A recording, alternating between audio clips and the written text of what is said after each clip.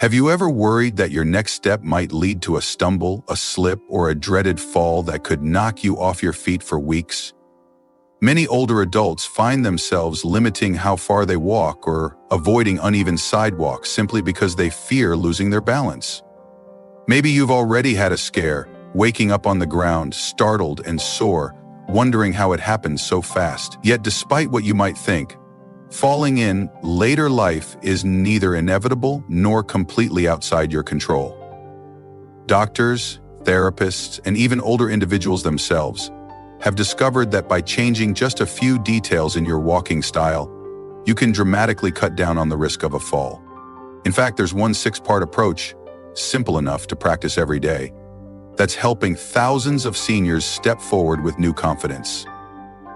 This approach doesn't require fancy equipment or a gym membership.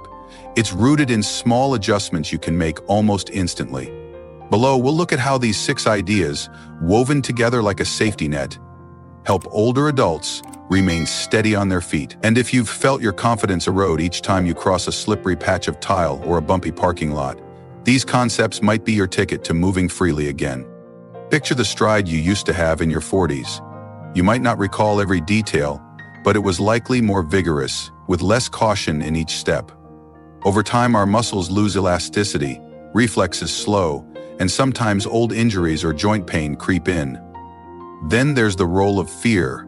Once you've fallen once, your mind might tense up whenever you walk, ironically making you even stiffer and more prone to tripping. That's where the 6-step method shines. It reintroduces fluidity and alertness to your gait, forcing you to stand and move in ways that keep your center of gravity aligned. Some seniors notice improvement within a few weeks, feeling less wobbly in daily tasks such as walking to the mailbox or strolling through a grocery aisle. Others adopt it as a lifelong discipline, practicing it every time they step out of the house or even as they move from the kitchen to the living room. This technique doesn't turn you into a dancer overnight, but it does feed your muscles and nerves the cues they need to maintain upright stability. You might think, but I already use a walker or cane. Is this relevant for me? Absolutely. Even if you rely on a device for extra support, the way you position your feet and shift your weight can make or break your stability. In fact, many older adults who incorporate these 6 walking adjustments find they can lighten their grip on a walker or progress from a cane to walking unaided at least part of the time. Conversely, if you don't currently use a support device but have felt uncertain about your balance, these tips may help you stay independent longer, pushing off the day you might need heavier aids. The best part is, you're not learning something brand new or unnatural. You're simply reawakening the body's inherent capacity to walk with grace, an ability that might have become buried under years of stiff routines or small injuries that never fully healed. So if you have a walker, a cane, or if you just shuffle around while clinging to walls, read on. These simple tweaks can transform your daily steps from potential hazards into safer, surer strides. To start, consider posture. When you were younger, you might have stood tall without thinking, chest open, shoulders back. Now it's common to let the shoulders slump or the torso lean forward, especially if your core muscles have weakened. One crucial piece of this 6-step method is teaching your torso to remain upright or slightly extended, allowing your head to face forward rather than down. This doesn't mean forcing yourself into rigid alignment that hurts your spine. Instead, imagine a gentle line pulling you upward from the top of your head. That mental image often helps seniors straighten naturally. If you catch yourself looking at your feet constantly, you might want to choose a spot a few yards ahead to focus on, scanning your path for obstacles but not glaring straight down. Over time, that posture can relieve neck strain and help distribute your body weight more evenly between both feet, reducing the chance of tipping forward. Many older adults say they feel an immediate difference in how balanced they feel once they stop hunching and adopt a mildly proud stance. Beyond posture, the next big shift is how you place your feet. Have you ever heard a grandchild say, "You're shuffling your feet"? That's common with older adults who fear picking up their feet and risking a trip. But ironically, shuffling can lead to stumbles over small bumps or uneven ground. This second part of the technique urges you to lift your feet just enough to clear the floor. Instead of dragging your soles, focus on rolling from heel to toe with each step. That rolling motion helps your foot land more solidly, giving you better feedback from the ground. If your toes barely leave the floor, you might catch them on the corner of a rug or a sidewalk crack. A heel-to-toe pattern keeps you aware of each step, fosters better circulation in the calves, and can reduce stress on your ankles. Of course, if you have foot pain, it may take time to adapt. You could practice in your home, walking back and forth on a smooth surface, paying attention to the sensation of your heel contacting first, then transferring weight forward to the ball of your foot. Over days or weeks, it becomes second nature to pick up your feet slightly rather than drag them. The third principle deals with the length and width of your steps. Many older adults unconsciously shorten their stride too much or place their feet too close together, as if stepping on a tightrope. A narrower base might feel safer at first, but it can actually compromise your lateral stability, making sideways slips more likely. Instead, you want your steps to align with your hips, not narrower or drastically wider. That means each foot should land roughly under the corresponding hip socket, maintaining a comfortable stance. As for length, find a stride that feels natural, neither too big a lunge nor a timid shuffle. If your steps are too short, you might not generate enough forward momentum and risk wobbling. If they're too long, you might overextend your joints, especially if your muscles can't support that range. A moderate stride, aligned with your body's structure, can help you maintain an even center of gravity. This might seem like a lot to think about. Posture, foot lift, step width, step length. Yet once you practice them in unison, it starts to feel rhythmic and quite satisfying, like rediscovering how walking used to be before your body stiffened over the years. Next, the method emphasizes mindful foot placement, which is more about scanning the surface you're walking on. This fourth shift in your approach can drastically cut your risk of falls. Instead of letting your eyes or mind wander aimlessly, you train yourself to briefly scan each patch of ground a few feet ahead, looking for cracks, slippery wet spots, loose gravel, or unexpected drops. However, you don't stare down your feet for the entire walk. Remember, posture is important, so it's more of a quick flick of the eyes. You shift your gaze forward, then let it dip slightly to check the surface, then bring it up again. This scanning technique can be done swiftly, keeping your awareness broad, so you also notice cross-traffic or children running by. By default, older adults sometimes adopt a feet-only gaze, hunching and watching each foot land, but that can blind you to other hazards at eye level, like a protruding counter or a low shelf in a store. The scanning habit is a flexible, ongoing check. Forward to the ground, back up, read the environment. Over time, you become more confident that you won't be taken by surprise. Even if you do spot a hazard like a small puddle, you'll have enough time to adjust your step or use a support railing. This vigilance fosters a calm readiness rather than anxious tension. Many older folks note that once they master scanning, they can walk through busy environments like a mall or a community center without feeling overwhelmed. That leads to the fifth aspect, controlling your speed.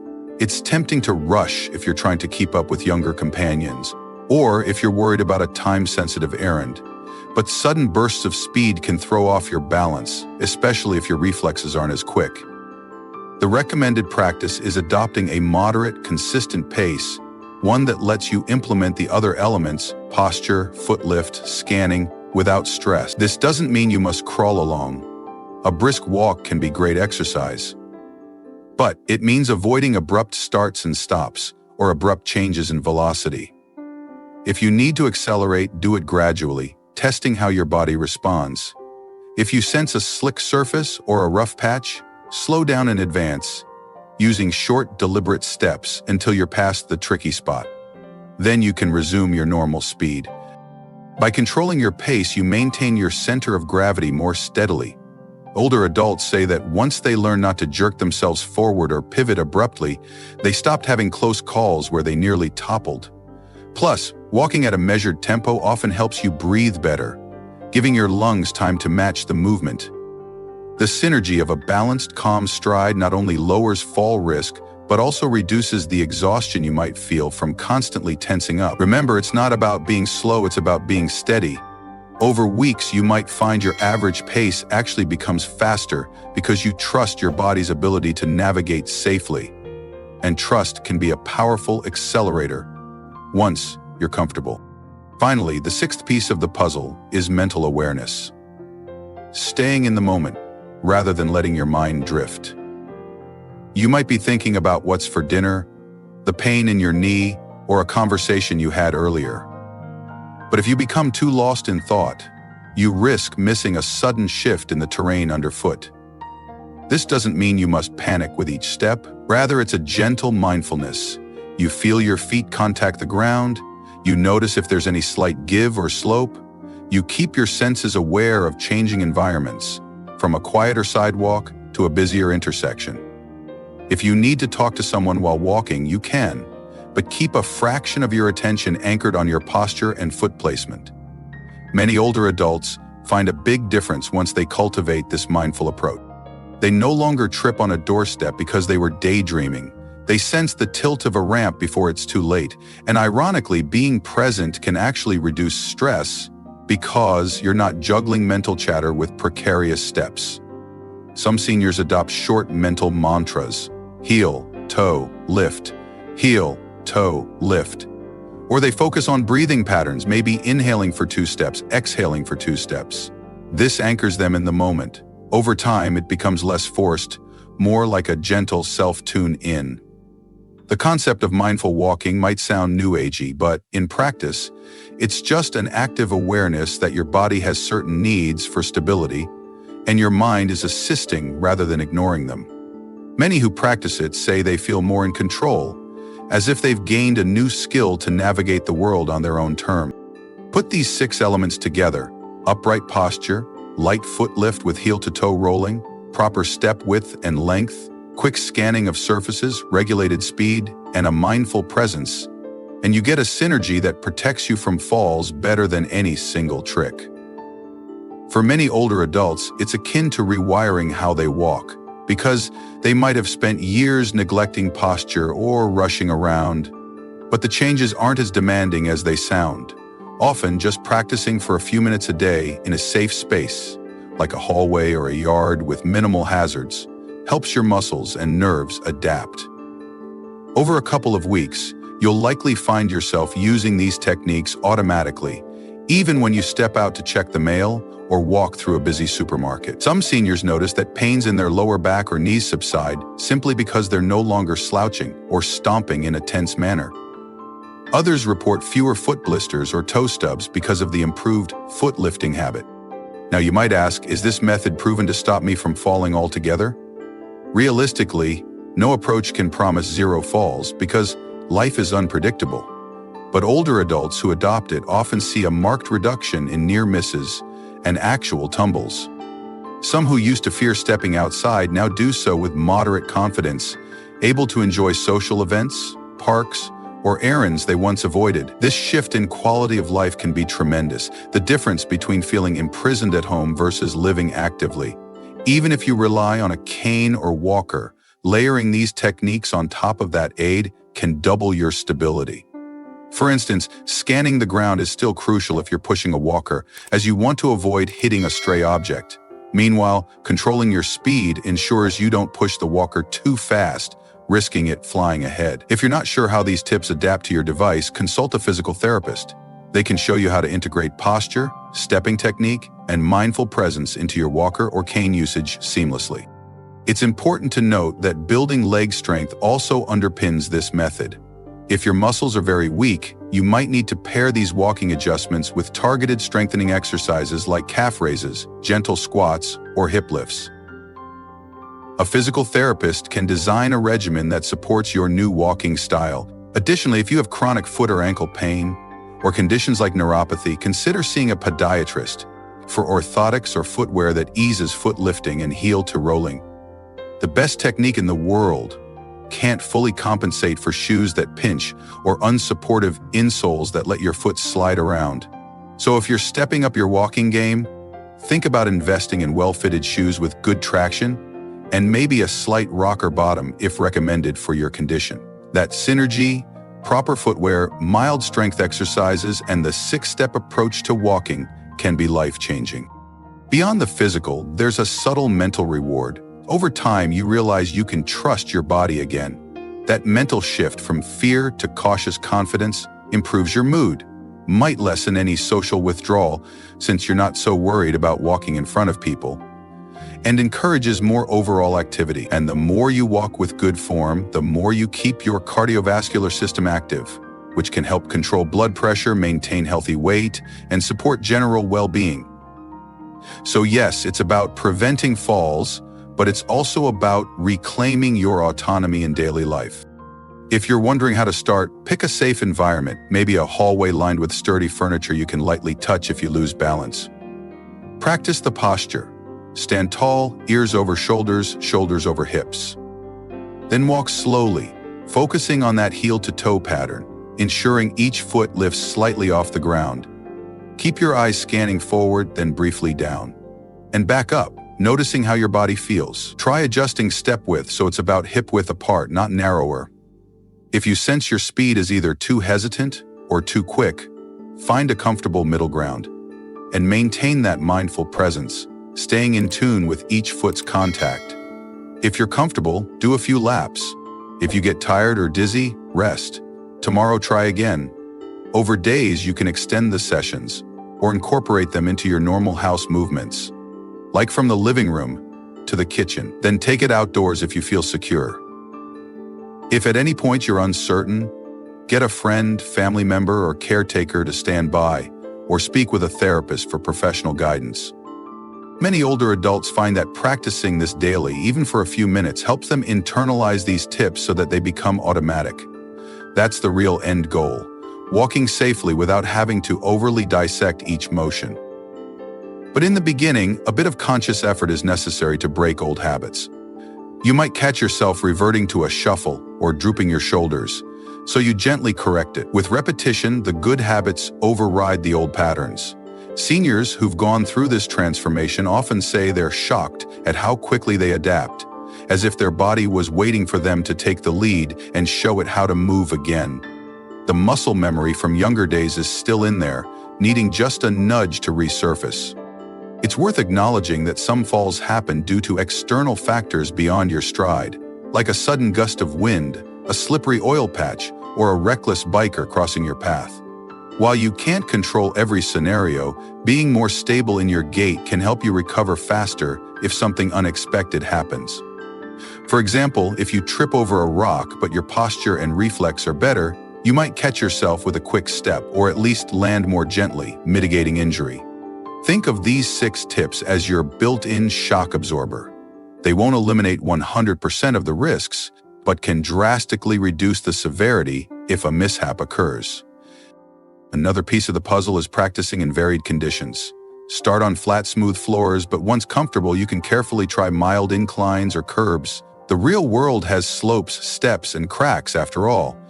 If you never practice on anything but perfect tile, you might freeze when you encounter a cracked sidewalk.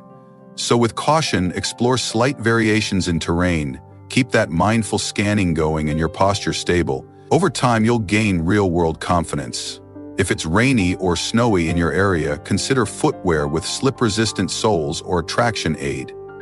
Keep a hand free if you can, so you can grasp a railing or wall if needed. The more you practice, the better you can gauge conditions and adjust your technique in the moment. As you embrace these subtle changes, you'll likely see improvements in daily chores like carrying laundry from one room to another or stepping into a car. The habit of picking up your feet properly can help you avoid hooking a toe on the threshold. The idea of scanning surfaces ensures you note if the car floor mat is bunched up, so you flatten it before stepping in. Gradually, your entire approach to movement in and around the house evolves. If you have grandchildren or visitors, they might comment that you look steadier or more relaxed on your feet. And that feedback can fuel your motivation to keep applying the method. Because let's be frank, a single fall that results in a broken hip or other serious injury can drastically alter your independence. The everyday discipline of walking carefully is a small price to pay compared to the turmoil of a major recovery. The seniors who maintain their mobility the longest often are those who take a proactive stance early on, rather than waiting for a crisis. It's understandable to feel skeptical. Maybe you've tried balancing classes or gait exercises before without success, But give these 6 steps a thorough attempt, weaving them together. If you suspect an underlying issue like severe vertigo or neuropathy, handle that medically too.